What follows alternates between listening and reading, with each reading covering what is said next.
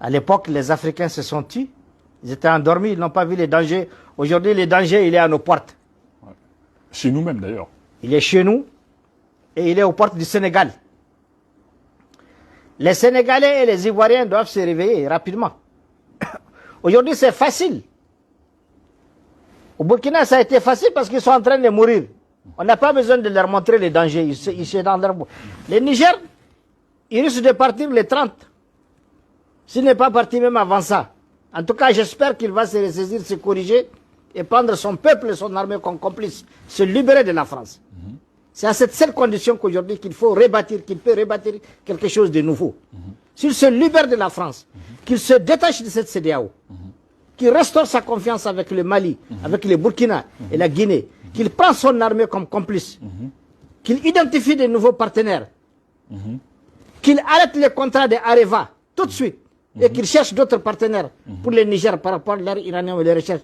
Je peux t'assurer que Bazoum va se sauver.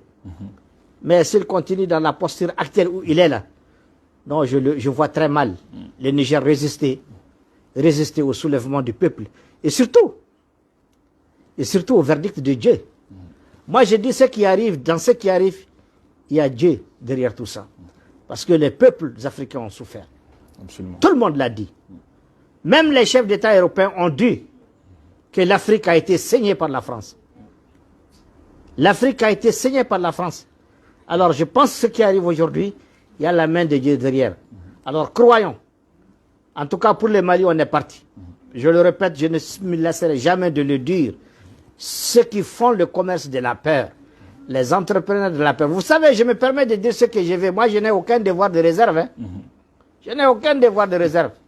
Absolument. Est-ce que je suis ambassadeur de personne, je suis un citoyen malien, je suis un parlementaire, je suis libre de dire ce que je pense et dans les termes et les propos et la formule que je veux, pourvu que ça soit bien compris par les Maliens, par les Africains et au-delà dans le monde.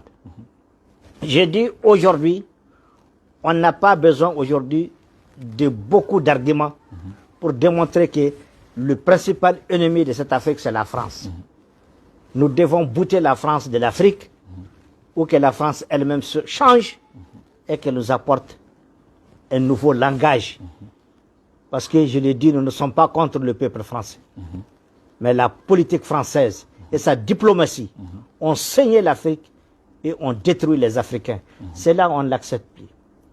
C'est pourquoi je dis qu'Abri Mort n'a pas peur de couteau. Je le répète, qu'Abri Mort n'a pas peur de couteau.